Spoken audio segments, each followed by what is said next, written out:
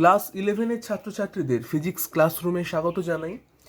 আমরা ছায়া পদার্থবিদ্যা বইয়ের ভেক্টর চ্যাপ্টারের সেট 1-এর অঙ্ক শুরু করেছিলাম। তোমরা আগের ভিডিওয়ে দেখতে পাবে যে সেট 1-এর প্রথম 1 থেকে 10 অবধি অঙ্ক করে দেখানো হয়েছে। আজকের ভিডিওতে আমরা 11 নম্বর অঙ্ক থেকে দেখানো শুরু করব। তো চলো আজকের ক্লাস শুরু করা যাক। দেখে নেব 11 নম্বর অঙ্কে কি বলছে। তো এখানে বলছে যে একটি শিশু 60 নিউটন বলের দ্বারা পাথরখণ্ড বাঁধা একটি দড়িকে টানছে। দড়িটি ভূমির সাথে 40 ডিগ্রি কোণে আনত হলে ভূমির ওপর দিয়ে পাথরখণ্ডটিকে গতিশীল করার জন্য তারের কার্যকরী মান নির্ণয় করো। পাথরখণ্ডটিকে উল্লম্ব দিকে তুলতে প্রযুক্ত বলের মান নির্ণয় করো। তো এইভাবে দুটো কোশ্চেন এখানে দেওয়া রয়েছে। তো তার জন্য আমরা দেখো একটা এখানে ডায়াগ্রাম এঁকে নিয়েছি, যে এই যে একটা ব্লক টাইপের শেপ আঁকা রয়েছে, এটা ধরে নাও যে একটা পাথরখণ্ড যেটাকে একটি বলের দ্বারা টানা হচ্ছে। তো সেই বলটাকে আমরা লিখেছি এফ, যার মান হচ্ছে 60 নিউটন। তো বলা হচ্ছে যে এই দড়িটি, যে দড়ি দিয়ে টানা হচ্ছে, সেই দড়িটি অনুভূমিকের সঙ্গে 40 ডিগ্রি কোণ করে আছে। তো তাই জন্য 40 ডিগ্রি কোণ দেখানো হয়েছে অনুভূমিকের সঙ্গে। আচ্ছা, তো যখনই আমরা এরকম ধরনের কোনো বল পাবো, তো সেই বলকে আমরা উপাংশে বিভাজন করে নেব। তোমরা নিশ্চয়ই ভেক্টর চ্যাপ্টারে লম্ব উপাংশে বিভাজন ব্যাপারটা শিখেছো। তো এখানে দেখো দুটো উপাংশে ভাগ করা হচ্ছে, একটা অনুভূমিক উপাংশ, তাহলে এফ এর অনুভূমিক উপাংশ হয়ে যাচ্ছে এফ কস 45, আর লম্ব উপাংশ হচ্ছে এফ সাইন 45। তো একটা জিনিস তোমাদের মনে রাখার জন্য বলি, যে যার সঙ্গে তোমার অ্যাঙ্গেলটা তৈরি হবে, যেমন এখানে একটা এফ ভেক্টর রয়েছে, তোমার অনুভূমিকের সঙ্গে 40 ডিগ্রি কোণ তৈরি হয়েছে। তো তাই জন্য আমরা অনুভূমিককে লিখেছি এফ কস 40 ডিগ্রি, মানে যার সঙ্গে কোণ তৈরি হচ্ছে তাকে আমরা লিখব কস, আর উল্টো দিকের যে ভেক্টরটি রয়েছে যার সঙ্গে আমরা কোণ দেখাইনি তাকে আমরা লিখব এফ সাইন 40।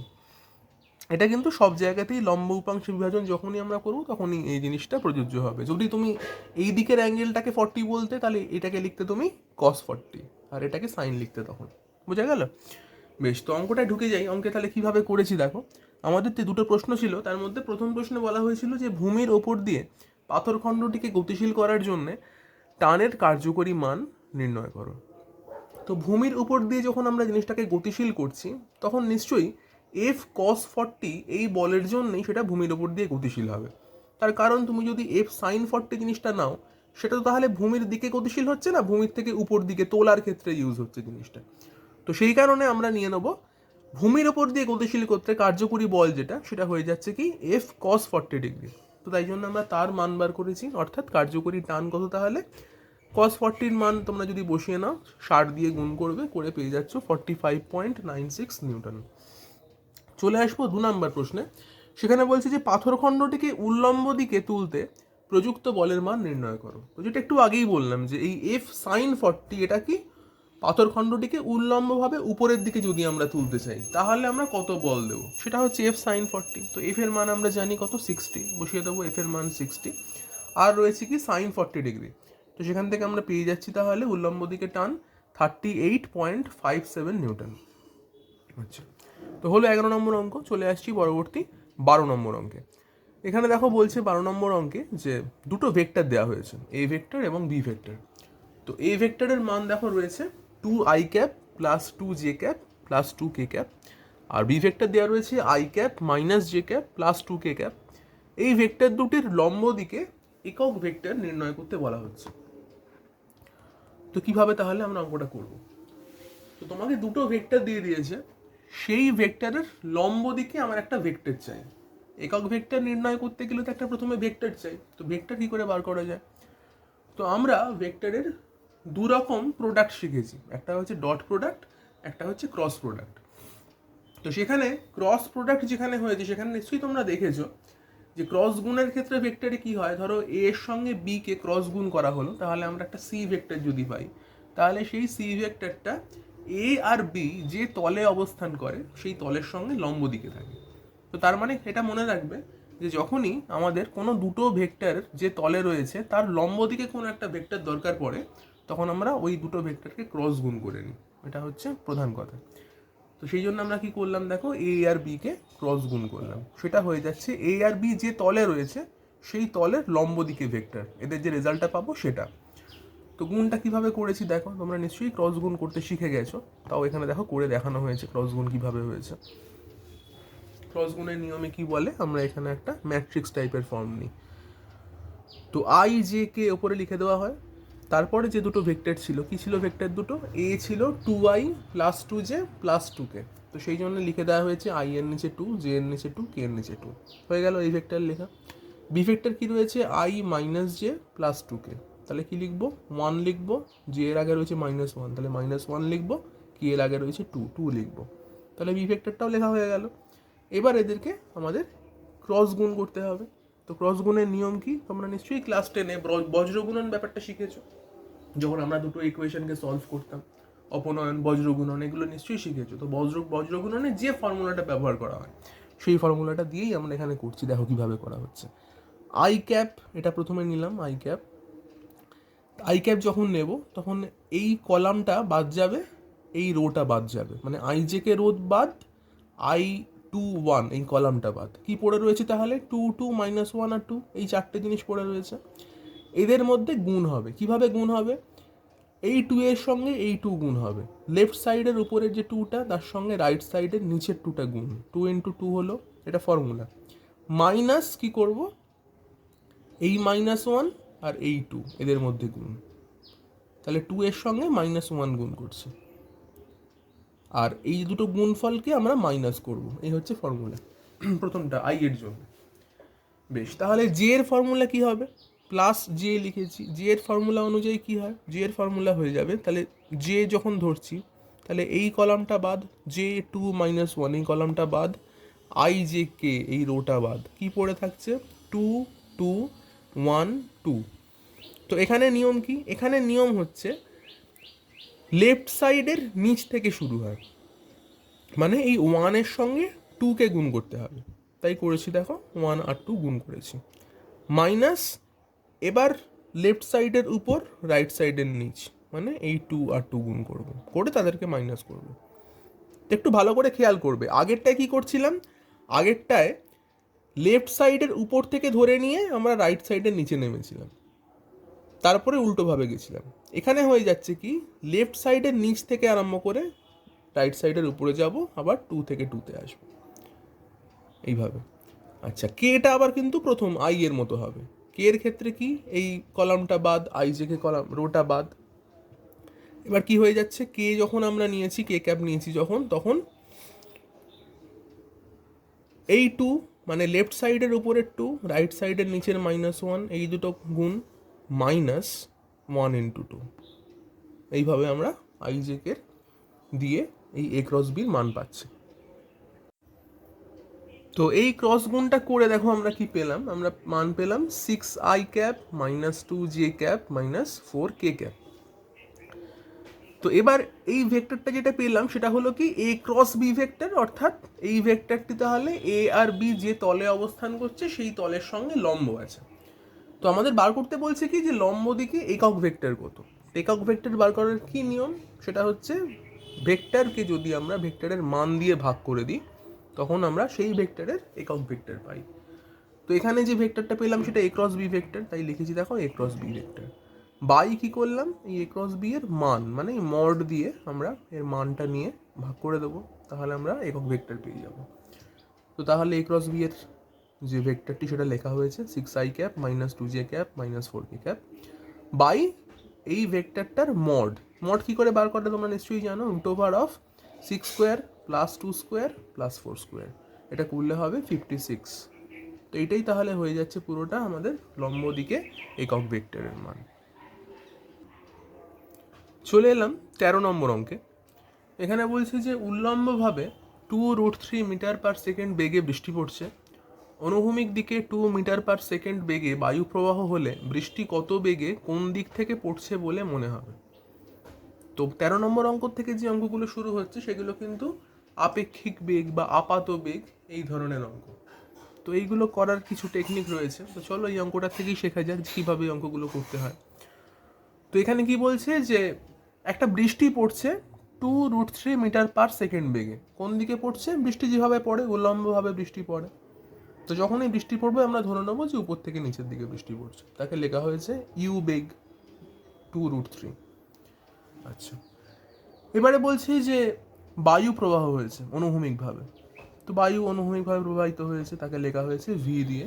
ভি এর মান হচ্ছে 2 মিটার পার সেকেন্ড। এবার তাহলে কি হবে, এই যে বৃষ্টি পড়ার দিক আর এই বায়ু প্রবাহের দিক, এই বায়ু প্রবাহ এই বৃষ্টিকে এভাবে এখন আর পড়তে দেবে না। এই বায়ু প্রবাহের জন্য এর একটা প্রভাবে কি হবে না, এই বৃষ্টির দিকটা বদলে যাবে। বদলে কোন দিকে হবে? এইরকম একটা কিছু দিকে হয়ে যাবে। তো সেটা আমরা কি করে বুঝছি যে এরকম কিছু বিভাবে কোনো দিকে হয়ে যাবে? তো সেটা বোঝার উপায় হচ্ছে যে আমাদের তাহলে এই বায়ু প্রবাহের দিকের যে ভেক্টরটা বা বায়ু প্রবাহের বেগের যে ভেক্টরটা আর বৃষ্টির বেগের যে ভেক্টর, সেই দুটোর যদি আমরা লব্ধি নিই, তো তাহলে আমরা বুঝবো যে এই দুই ভেক্টরের প্রভাবে যে লব্ধির দিক, এখন সেই দিকে বৃষ্টিটা পড়বে। তো খুব সহজ অঙ্কটা। তাহলে আমরা কি করতে পারি, তাহলে এই দুটো ভেক্টরের যদি আমরা লব্ধির মান বার করি, তাহলেই আমরা এখন বৃষ্টি কোন দিকে পড়বে বায়ু প্রবাহের ফলে সেই মানটা পেয়ে যাবো এবং দিকও পেয়ে যেতে পারি। তো কি করা হচ্ছে দেখো, তাহলে যে বৃষ্টির তাহলে লিখেছি পরিবর্তিত বেগ, তাকে লেখা হয়েছে ডাব্লু বলে। তো সেটা কত তাহলে? √ইউ² প্লাস ভি²। কারণ এখানে ইউ আর ভি এর মধ্যে কোণ তো 90 ডিগ্রি। তাহলে লব্ধির যে ফর্মুলা হয় কি হয়, সি ইকুয়াল √a² প্লাস ভি² প্লাস 2ab কস আলফা। তো আলফা এখানে 90 ডিগ্রি। তো আলফা 90 মানে কস 90 কত হয় তোমরা জানো, 0 হয়ে যায়। তো সেই জন্য আমরা ফর্মুলা পেতে পারছি কি, ডাব্লু ইকুয়াল √ইউ² প্লাস ভি²। তো ইউ আর ভি এর মান দেখো এখানে বসিয়ে দেওয়া হয়েছে, করে আমরা ডাব্লুর মান পেয়ে গেলাম 4 মিটার পার সেকেন্ড। অর্থাৎ এখন বৃষ্টি কত বেগে পড়বে? 4 মিটার পার সেকেন্ড বেগে বৃষ্টি পড়বে। এবার বার করছি কি যে কোন দিকে বৃষ্টি পড়বে। তো দিকটার জন্য আমরা কি করে নিয়েছি, ধরে নিয়েছি যে উলম্ব তার সাপেক্ষে থিটা ডিগ্রি কোণে বৃষ্টি পড়ছে। তো থিটার মান বার করতে হবে। থিটার মান কত? tan inverse v/u। এখানে আমি একই রকম আলফা 90 ডিগ্রি, তাই জন্য দিকের ক্ষেত্রে থিটা হয়ে যাচ্ছে tan ইনভার্স v/u। তো ভি এর মান আমরা জানি 2, ইউ এর মান জানি 2√3 বসিয়ে দিয়েছি। তাতে করে আমরা পাচ্ছি দেখো থিটার মান পেয়ে গেছি 30 ডিগ্রি। অর্থাৎ উলম্বের সঙ্গে 30 ডিগ্রি কোণ করে বৃষ্টি পড়বে। তো ভীষণ সহজই অঙ্কগুলো, এমন কিছু কঠিন ব্যাপার নয়, খালি বুঝে করতে হবে যে কোন দিকে লব্ধি হবে। তো সেটা তোমরা নিশ্চয়ই জানো, মানে এখানে যেমন সামান্তরিক সূত্র ব্যবহার হচ্ছে, তো কোনো কোনো অঙ্কে হয়তো ত্রিভুজ সূত্র ব্যবহার হবে। তো সেরকম দেখে আমরা নিশ্চয়ই লব্ধি বার করতে পারবো। বেশ, চলো পরের অঙ্ক দেখে নিই। 14 নম্বর অঙ্কটা দেখে নিই। 14 বলছে যে এখানে একটা নদীর অঙ্ক দিয়েছে। এরকম টাইপেরই অঙ্ক থাকে এই চ্যাপ্টারে, যেমন আগেরটা বৃষ্টির অঙ্ক করলে, এখানে একটা নদীর অঙ্ক দিয়েছে, নদীতে স্রোত রয়েছে, তার মধ্যে নৌকা চলছে বা কেউ সাঁতার কাটছে, এইরকম ধরনের অঙ্কগুলো থাকবে। তো 14 কি বলছে যে স্থির জলে এক ব্যক্তি 4 কিলোমিটার পার আওয়ার বেগে সাঁতার কাটতে পারে। স্রোতের বেগ 2 কিলোমিটার পার আওয়ার হলে ওই ব্যক্তির তীরের সঙ্গে কত কোণে আনত হয়ে সাঁতার কাটলে সোজাসুজি নদীর বিপরীত তীরে পৌঁছবে। তো এখানে বলছে যে তাহলে ব্যক্তি সাঁতার কাটতে পারে কত বেগে? 4 কিলোমিটার পার আওয়ার, সেটা স্থির জলে। তো স্থির জলে সাঁতার কাটলে তার কোনো প্রবলেম নেই, সে সোজা যেতে পারছে, যেদিকে ইচ্ছা তার সেদিকে যেতে পারছে সে। কিন্তু যদি নদীতে স্রোত থাকে, তো তার স্রোতের জন্য কি হতে পারে, সে যেদিকে যেতে চায় সাঁতার কেটে তার দিকটা কিন্তু ডিফ্লেক্ট হতে পারে। যেমন এখানে একটু আগেই বৃষ্টির দিকটা পাল্টে গেল বায়ু প্রবাহ হচ্ছিল বলে, তেমনি এখানে নদীতে যখন স্রোত থাকবে, যদি কেউ সোজা সাঁতার কাটতে চায় তখন কিন্তু সেটা সে পারবে না, কারণ স্রোত তাকে অন্যদিকে ঘুরিয়ে দিতে পারে। তো সেই বুঝে কিন্তু অঙ্কটাকে আমাদের করতে হবে। তো এখানে প্রশ্ন করছে যে ওই ব্যক্তির তীরের সঙ্গে কত কোণে আনত হয়ে সাঁতার কাটলে সোজাসুজি নদীর বিপরীত তীরে পৌঁছবে। তার মানে কি, যদি লোকটি সোজাসুজি নদীর বিপরীত তীরে পৌঁছতে চাইতো, সে কিন্তু পারতো না স্রোতের বেগের জন্য। তাই তাকে একটা কোনো কোণ নিয়ে সাঁতার কাটতে হবে। তো কিভাবে কাটবে? তো এখানে কি রয়েছে, আমরা এখানে একটা ছবি এঁকেছি। ছবিতে দেখানো হচ্ছে যে লোকটা যদি এই রকম একটা কোণ নিয়ে সাঁতার কাটে, একটা অনুভূমিকের সঙ্গে আমরা একটা থিটা কোণ নিয়েছি, নিয়ে এই দিকে একটা অ্যারো মেরে দেখানো হয়েছে যে লোকটা ওই দিকে সাঁতার কাটবে, এবং স্রোতের বেগ কোন দিকে আছে? অনুভূমিকভাবে আছে ভি। তাহলে আমরা দেখাচ্ছি লোকটার সাঁতার কাটার বেগ যদি ইউ হয় আর স্রোতের বেগ যদি ভি হয়, তাহলে স্রোত কি চাইবে, ওই লোকটা যেভাবে সাঁতার কাটছে তাকে উল্টে এরকম স্ট্রেট লাইন করে দিতে চাইবে, যাতে করে সে সরাসরি সোজাসুজি নদীর বিপরীত তীরে পৌঁছতে পারে। ভালো করে খেয়াল করো, এই পেনটাকে আমি রেখেছি এরকমভাবে, মানে এই পেনটা হচ্ছে লোকটার সাঁতার কাটার দিক, এইভাবে সে লোকটা সাঁতার কাটছে। এবার স্রোত কি করছে, স্রোত ধরে নাও যে এইভাবে রয়েছে, স্রোত কি করবে, এইভাবে একটা ধাক্কা মারবে, তার ফলে কি হচ্ছে, পেনটা স্ট্রেট হয়ে যাচ্ছে। এই লোকটার ক্ষেত্রেও তাই ঘটবে। এই লোকটা আছে এরকমভাবে, ও চাইছে সাঁতার কাটতে এরকমভাবে, এবার এইখান থেকে কি হচ্ছে, স্রোত ওকে একটা ধাক্কা দিচ্ছে, তার ফলে ওই লোকটা কিন্তু যেভাবে চাইছে সেভাবে কিন্তু সাঁতার কাটতে পারবে না, ওর দিক বদলে এরকম টাইপের হয়ে যাবে। তো এখানেও সেই জিনিসটাই ঘটেছে। তো তাহলে আমরা এখানে প্রথমেই ধরে নিচ্ছি যে লোকটি অনুভূমিকের সঙ্গে বা পাড়ের সঙ্গে থিটা কোণে আনত হয়ে সাঁতার কাটবে, তাই জন্যে তাকে ইউ লেখা হচ্ছে লোকটার সাঁতার কাটার বেগকে, ভি নেওয়া হয়েছে স্রোতের বেগকে। তাহলে আমরা লোভ থেকে নিচ্ছি ডাব্লু। তাহলে এখানে খুব সহজেই, মানে তোমরা এখানে পিথাগোরাসটাও ইউজ করতে পারো, কোনো প্রবলেম নেই। মানে এখানে ভেক্টরের যে লব্ধির ফর্মুলা হয় সেটা তুমি তো ভাবতে পারলে ঠিকই আছে, যদি পিথাগোরাসই ভেবে নাও যেটা একটা সমকোণী ত্রিভুজ, তাহলে তার লম্ব এটা, ডাব্লুটা লম্ব, ভিটা ভূমি, আর ইউটা অতিভুজ। তুমি যদি এরকম ভাবো তাহলেও খুব সহজেই তোমরা এখান থেকে ডাব্লু বার করে ফেলতে পারছো। তাহলে দেখো কীভাবে করছি, V square plus W square মানে লম্ব স্কোয়ার ভূমি স্কোয়ার, সেটা ইকুয়াল কী হয়, অতিভুজের স্কোয়ার হয়। তাহলে এখান থেকে ডাব্লু স্কোয়ার কত, 4 স্কোয়ার মাইনাস 2 স্কোয়ার, ইউটা ছিল 4 আর ভিটা ছিল কি 2, তাহলে এখান থেকে পেয়ে যাচ্ছি কি ডাব্লু কত, 2√3 কিলোমিটার পার আওয়ার, কেননা জিনিসগুলো এককগুলো কিলোমিটার পার আওয়ারে ছিল সেই জন্য। তো ডাব্লু পেয়ে গেলাম 2√3 কিলোমিটার পার আওয়ার। এবার দরকার কি যে কিভাবে, মানে কত কোণে সাঁতার কেটে যাচ্ছে, সেটাই তো আমার প্রশ্ন চেয়েছিল। তো সেটা বার করবো কিভাবে, করেছি দেখো tan inverse W by V, tan inverse W by V. কেন এরকম করলাম, তো এখানে যদি এটা আমার থিটা অ্যাঙ্গেল করে তাহলে এইটা একান্তর কোণ হিসাবে থিটা হয়। আচ্ছা, তো সেখান থেকে কি করছি দেখো, tan inverse W by V, কেন না এইটা হচ্ছে আমার লম্ব, এটা হচ্ছে আমার ভূমি। তো একটা সমকোণী ত্রিভুজের ট্যান থিটা কি হয়, লম্ব বাই ভূমি হয়, তাহলে লম্ব ডাব্লু ভূমি ভি, ডাব্লু বাই ভি করেছি, ট্যান ইনভার্স 2√3/2 করলে আসছে ট্যান ইনভার্স √3, অর্থাৎ থিটার মান কত, 60°। তাহলে এখান থেকে আমরা বলে দিতে পারছি ওই ব্যক্তি তীরের সঙ্গে 60° কোণে আনত হয়ে সাঁতার কাটতে পারবে, তবেই সে সোজাসুজি নদীর বিপরীত তীরে পৌঁছাবে। দেখে নেব 15 নম্বর অঙ্কটা কি বলছে। রয়েছে যে 150 মিটার চওড়া একটি নদীতে স্রোতের বেগ 1 মিটার পার সেকেন্ড এবং আড়াআড়িভাবে চালনা করা একটি নৌকোর বেগ 2 মিটার পার সেকেন্ড, নদী পার হতে কত সময় লাগবে প্রশ্ন করেছে এখানে। তো নদীর কতটা চওড়া সেটা বলেছে 150 মিটার, সেটাকে আমরা এখানে ছবিতে এঁকে নিয়েছি। স্রোতের বেগ নিয়ে নেওয়া হয়েছে 1 মিটার পার সেকেন্ড, সেটা নিয়েছি বিসি বরাবর 1 মিটার পার সেকেন্ড। আড়াআড়িভাবে চালনা করা নৌকোর বেগ দিয়েছে 2 মিটার পার সেকেন্ড, সেটাও দেখানো হয়েছে এবি হিসাবে 2 মিটার পার সেকেন্ড। প্রশ্ন করছে নদী পার হতে কত সময় লাগবে। তো সময় মানে আমরা কি জানি, দূরত্ব বাই বেগ করলে আমরা কিন্তু সময় পেয়ে যাই। তো এই অঙ্কটার একটা দেখো গল্প রয়েছে কি, তোমরা যদি কেউ মানে এভাবে অঙ্কটা করো যে 150 মিটার তো চওড়া নদীটা, তাকে তার যদি বেগ দিয়ে ভাগ করে দাও 150/2, তাহলে কি হয়ে যাবে, 150/2 মানে 75 উত্তর, মানে 75 সেকেন্ড হয়ে যাচ্ছে। তো এ থেকে তোমাদের মনে হতে পারে যে উত্তর তো মিলে গেল, অঙ্ক শেষ ওখানে, কিন্তু সেটা করলেই অঙ্কটা ভুল হবে।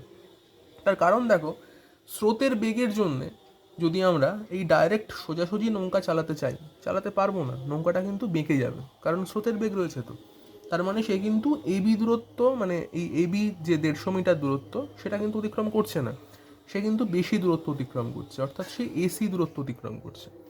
তো যেহেতু এসি অতিভুজ, নিশ্চয়ই এবির থেকে তার মান বেশি হবে, এবং এসি যে বেগ, এসি বরাবর গেলে তার যা বেগ হয় সেই বেগটাও কিন্তু অন্যরকম কিছু একটা হবে। তো সেক্ষেত্রে কিন্তু আমি ডাইরেক্ট 150/2 করে 75 আনসার আনতে পারবো না। তাই জন্য আমাদের কি করতে হবে, এখানে প্রথমে এসি বরাবর গেলে তার কত বেগ হয় সেটা বার করতে হবে, আর এসির দূরত্ব বার করতে হবে। সেটা করে আমরা তখন দূরত্ব বাই বেগকে ভাগ করব। তো দেখে নেওয়া যাক অঙ্কটা কীভাবে হচ্ছে। তো কি করেছি দেখো, আমরা এখান থেকে স্রোতের গতির জন্যে নৌকোর যে পরিবর্তিত বেগ, মানে এসি বরাবর গেলে যে বেগটা হতো সেই বেগটা বার করলাম। সেটা কত, ভি ইকুয়াল নিয়ে নিয়েছি √2² + 1²। একই রকম ব্যাপার, যে অতিভুজ মানে কি হয়, লম্ব স্কোয়ার প্লাস ভূমি স্কোয়ার তার রুট, সেইভাবে বার করলাম। ভি মানে √5 মিটার পার সেকেন্ড। তাহলে এটা হচ্ছে পরিবর্তিত বেগটা। এবারে দেখছি নৌকার গতির দিক তাহলে কত, তাহলে এখান থেকে আমাদের থিটা বার করতে হচ্ছে। তো থিটা মানে কি, ট্যান ইনভার্স 1/2 লম্ব বাই ভূমি। এটা লম্ব, এটা ভূমি, আর এটা অতিভুজ ছিল, তাহলে থিটা পেয়ে যাচ্ছি ট্যান ইনভার্স হাফ। আচ্ছা, এখান থেকে আরেকটা কাজ করেছি দেখো, এখান থেকে আমরা কস থিটাও বার করেছি। কস থিটা মানে কি হবে, এবি বাই এসি হবে, ভূমি বাই অতিভুজ এবি বাই এসি। সেখান থেকে বার করছি এসির মান। এটা কিন্তু এসি দূরত্ব বার করার জন্য এই কস থিটাটা আমরা করলাম, যে এসিটা কত দূরত্ব। আমাদের তো এই দূরত্বটাকে বেগ দিয়ে ভাগ করলে তবে আমরা পাবো কত সময় লাগছে নদী পেরোতে। তো এসি ইকুয়াল তাহলে কি করেছি দেখো, এবি মানে যেটার মান ছিল 150 দূরত্ব অনুযায়ী বাই কস থিটা, যেটা হলো এসি। আচ্ছা, থিটার মান কত, ট্যান ইনভার্স হাফ, তাহলে করলাম কি কস থিটার জায়গায় বসালাম ট্যান ইনভার্স হাফ, আর উপরে রয়েছে 150। এটাকে তোমরা এখানেই সলভ করতে পারো বা পরেও করতে পারো, আমি যেরকম পরে করেছি। আচ্ছা, তাহলে এসি বরাবর যেতে কত সময় লাগবে, টি ইকুয়াল লিখে নিলাম এসি বাই ভি। তাহলে এসি কত ছিল, এসিটা ছিল এই পুরোটা, সেটা বসালাম। আর ভি কত, ভি হচ্ছে √5 বসিয়েছি। করে আমরা দেখো এখান থেকে যদি এটাকে সলভ করলে আসবে 75 সেকেন্ড।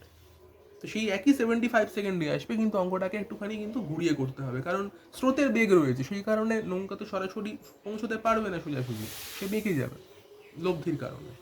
তো অঙ্কটা কিন্তু এভাবে করতে হবে, তাহলেই আমরা পুরো নম্বর পাবো। বেশ, দেখে নেবো 16 নম্বর অঙ্কটা। 16 কি বলছে দেখি। 16 ভীষণ সহজ একটা অঙ্ক দিয়েছে, বলছে একটি জাহাজ প্রতি ঘন্টায় 40 কিলোমিটার বেগে পশ্চিম দিকে চলছে, অপর একটি জাহাজ ঘন্টায় 30 কিলোমিটার বেগে দক্ষিণ দিকে চলছে। প্রথম জাহাজের সাপেক্ষে দ্বিতীয় জাহাজের আপেক্ষিক বেগ নির্ণয় করো। তো এখানে কিন্তু আপেক্ষিক বেগের অঙ্ক দিয়েছে। তো আপেক্ষিক বেগ মানে হচ্ছে যে কারো সাপেক্ষে, কোনো একজন ব্যক্তির সাপেক্ষে অন্য একটা বেগ তার কাছে কেমন লাগছে, মানে একটা মনে হচ্ছে কেমন, সে কত বেগে চলতে পারে, এই জিনিসটা। মানে সত্যি সত্যি কিন্তু তার বেগ পাল্টে যায়নি। আগের যে অঙ্কগুলো তোমরা করলে সেগুলো হচ্ছে আপাত বেগের অঙ্ক, সেখানে কিন্তু অ্যাকচুয়ালি জিনিসগুলোর বেগ পাল্টে গেছিল। যেমন বৃষ্টি পড়ছিল, সেখানে একটা হাওয়া দিল, তার ফলে অ্যাকচুয়ালি বেগ বদলে গেল। বা কোনো একটা নৌকা, সে নদীর মধ্য দিয়ে যাচ্ছে, নদীর স্রোত আছে বলে অ্যাকচুয়ালি তার বেগটা বদলে গেল, দিকটা বদলে গেল। কিন্তু এখানে কি হয়েছে, যে অ্যাকচুয়ালি আমার বেগ কিন্তু বদলাবে না। মানে ধরো দুটো গাড়ি যাচ্ছে, সেখানে একটা গাড়ির সাপেক্ষে অন্য আর একটা গাড়ির বেগ আমায় বার করতে হবে, সেটাকে আমাদের বলা হচ্ছে আপেক্ষিক বেগ। মানে সেকেন্ড গাড়িটা যেটা ছিল তার হয়তো বেগ বদলালো না, কিন্তু ফার্স্ট গাড়ির থেকে মনে হচ্ছে যে হ্যাঁ ওর হয়তো বেগ বদলে গেছে। বা যেরকম ধরো যে আমরা যখন ট্রেনে করে যাই, তখন চারপাশে কি দেখি, বাড়িঘরগুলো ট্রেন যেদিকে যাচ্ছে তার উল্টো দিকে সরে সরে যাচ্ছে।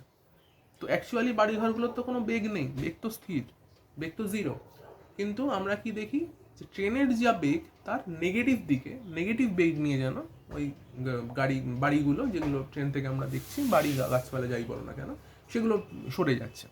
তো সেইগুলোকে বলা হয় আপেক্ষিক বেগ। মানে আমাদের মনে হওয়া, অ্যাকচুয়ালি ওর বেগ নেই, কিন্তু আমাদের মনে হচ্ছে ওর হ্যাঁ ওর বেগ রয়েছে, আমরা যে দিকে যাচ্ছি সে তার উল্টো দিকে বেগ রয়েছে, বা আমরা যে বেগে যাচ্ছি সেই একই বেগ উল্টো দিকে রয়েছে তার।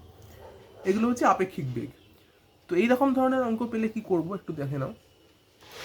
এখানে তাহলে কি বলেছিলাম, যে একটি জাহাজ প্রতি ঘন্টায় 40 কিমি বেগে পশ্চিম দিকে যাচ্ছে। তো সেই জন্য আমরা ফার্স্ট ছবিটা এঁকেছি, যে 40 কিমি বেগে পশ্চিম দিকে যাচ্ছে। পশ্চিম দিকটা খাতার বাঁ দিকে হয়, তোমরা জানো। আর একটা জাহাজ বলছে যে 30 কিমি বেগে দক্ষিণ দিকে যাচ্ছে, খাতার নিচের দিকে। তো এইটা আমাদের অঙ্কে বলে দেওয়া ছিল। এবার এই ধরনের অঙ্ক যখন আমরা সলভ করব, তখন কি করব, এই ছবিটা বাদ দিয়ে আমরা নতুন একটা ছবি এঁকে নেবো। কীরকম ছবি আঁকবো, তো যে জাহাজ দেখছে বা যে দেখছে তাকে আমাদের নেগেটিভ করতে হবে। তাহলে আমরা কি করেছি, এখানে প্রশ্ন করেছে প্রথম জাহাজের সাপেক্ষে দ্বিতীয় জাহাজের আপেক্ষিক বেগ কত। তাহলে প্রথম জাহাজের যে বেগ ছিল আমরা কি করব, তাকে নেগেটিভ করে দেবো। তাকে নেগেটিভ করা মানে তার দিকটাকেও নেগেটিভ করতে হবে।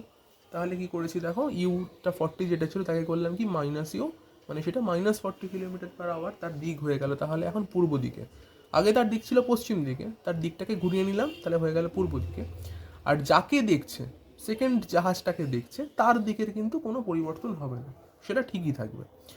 এবার এই দুটো ভেক্টরের যদি আমরা লব্ধি বার করি, সেই লব্ধিটাই হচ্ছে এখন আমার সেকেন্ড জাহাজের দিক, অথবা সেকেন্ড জাহাজের বেগের মান প্রথম জাহাজের সাপেক্ষে।